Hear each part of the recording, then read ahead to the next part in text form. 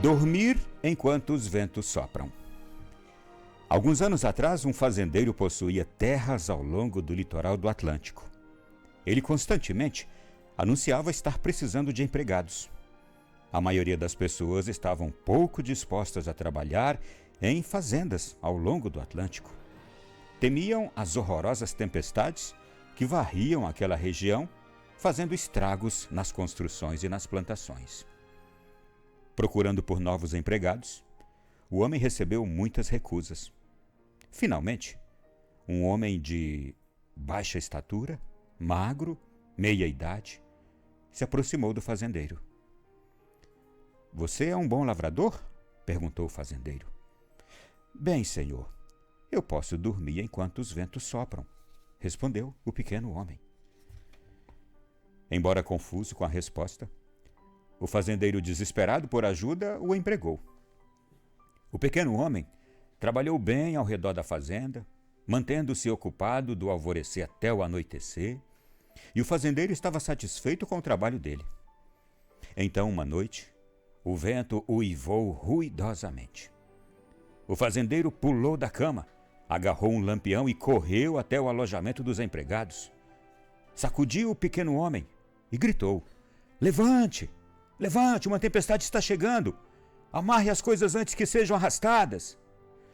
O pequeno homem virou-se na cama e disse firmemente: "Não, senhor. Eu lhe falei. Eu posso dormir enquanto os ventos sopram."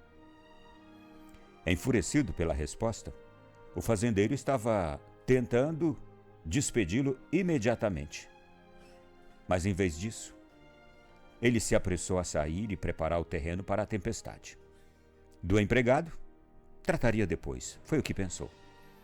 Mas, para seu assombro, ele descobriu que todos os montes de feno tinham sido cobertos com lonas firmemente presas ao solo, e que as vacas estavam bem protegidas no celeiro, que os frangos estavam nos viveiros e que todas as portas muito bem travadas. As janelas, sim, estavam todas elas bem fechadas e seguras. Tudo foi amarrado. Nada poderia ser arrastado. O fazendeiro então entendeu o que seu empregado quis dizer e voltou para sua cama para também dormir enquanto o vento soprava. O que eu quero dizer com essa história? O que você está imaginando com ela? O que nos faz recordar do Evangelho este episódio de hoje? Sim, talvez seja exatamente o que você está pensando. A prudência, o se antecipar e se preparar para as tempestades.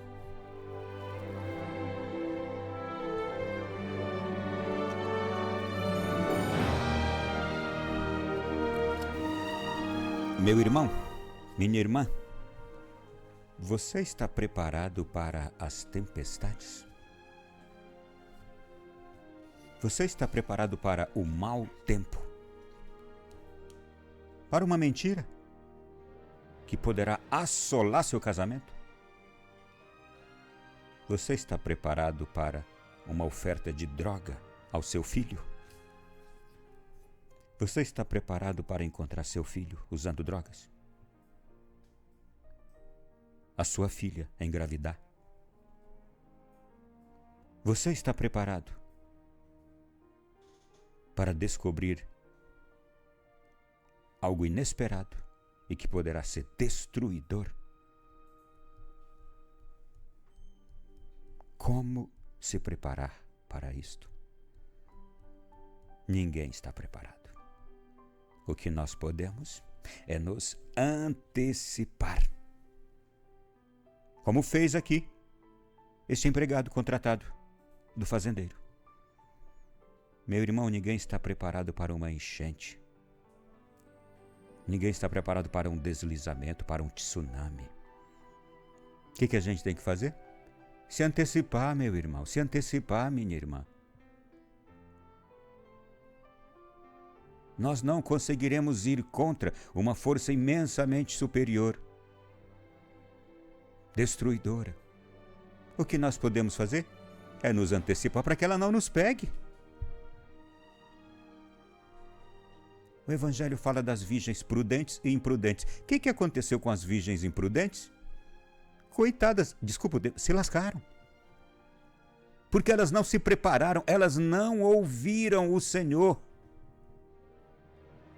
Elas não colocaram óleo em suas lamparinas.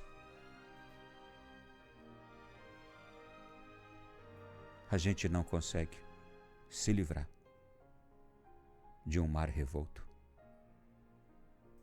Se alguém tentar ir para um mar revolto, bastante revolto, vai morrer afogado.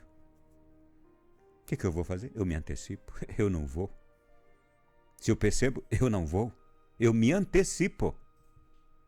Eu não me precipito.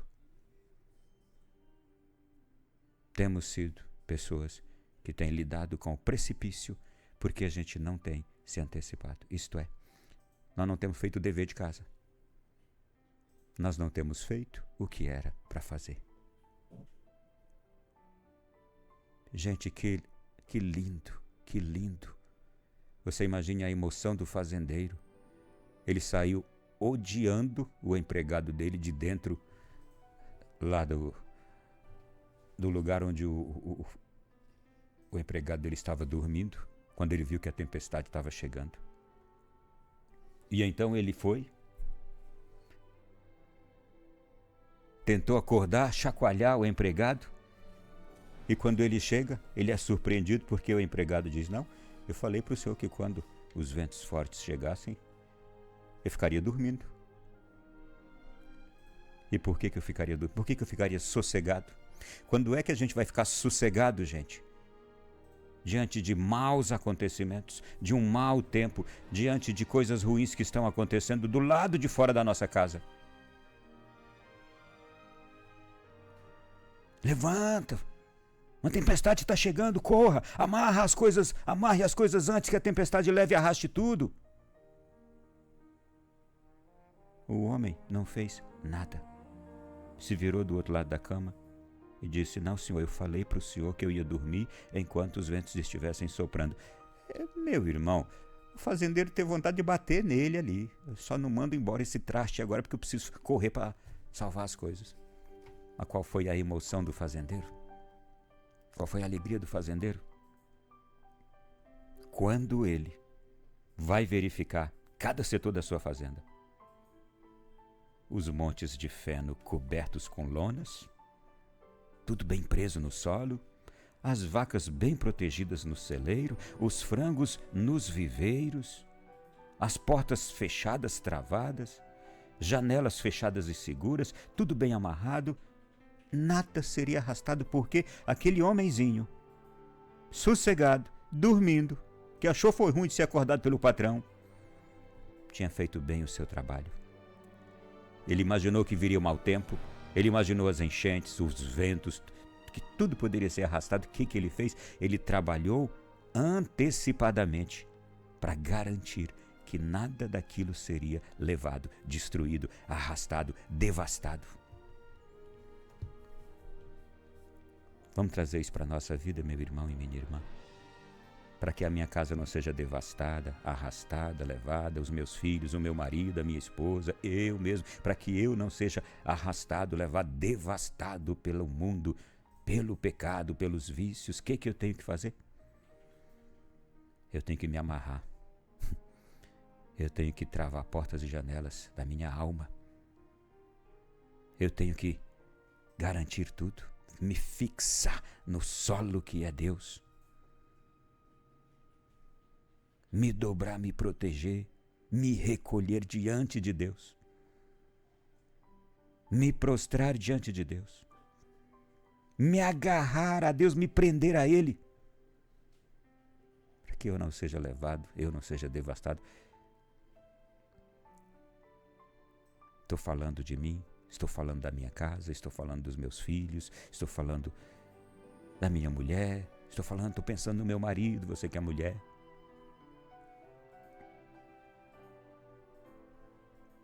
Você sabe já como se antecipar, eu sei. Eu sei que você sabe. Como é que Jesus nos disse para construir a nossa casa? Na areia ou na rocha? De que rocha Jesus está falando?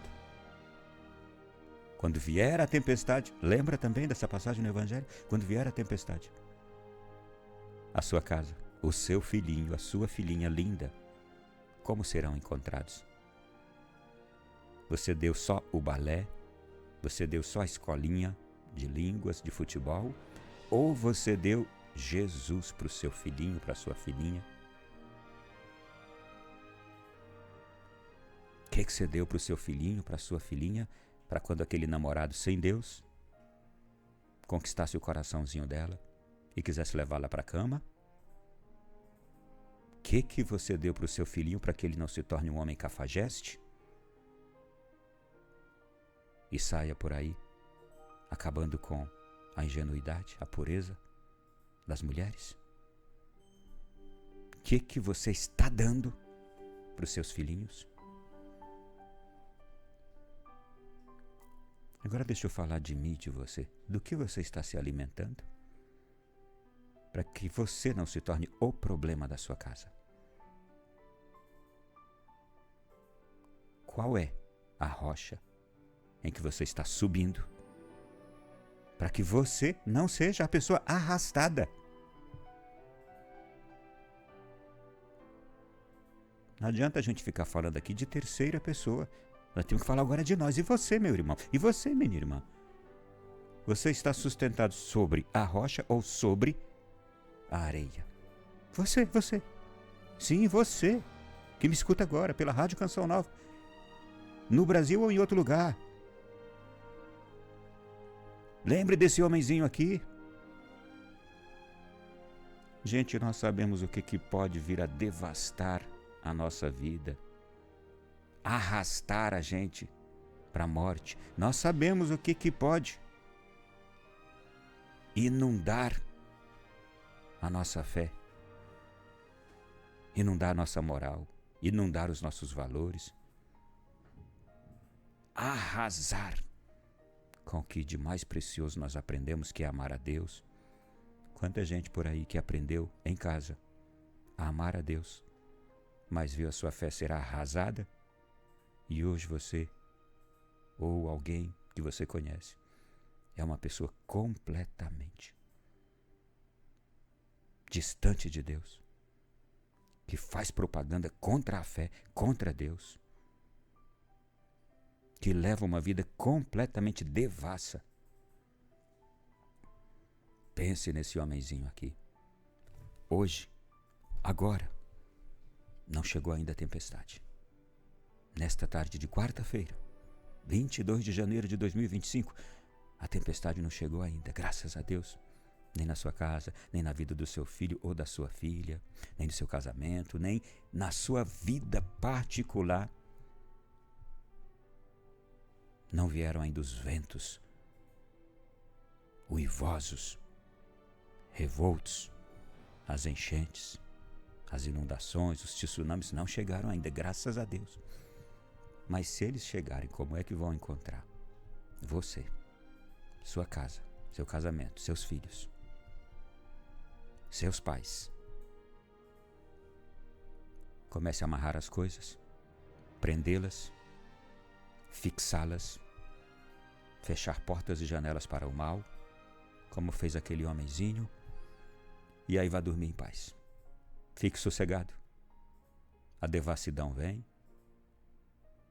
a falta de fé no mundo vem, a apostasia vem. Pessoas que você admirava muito perderam a fé, caíram, mas você está inabalável. A igreja pode te oferecer algum escândalo e você continua olhando para o dono da igreja, que é Jesus. Coisas terríveis podem acontecer com pessoas que você muito ama, muito admira, mas você está dormindo, tranquilo.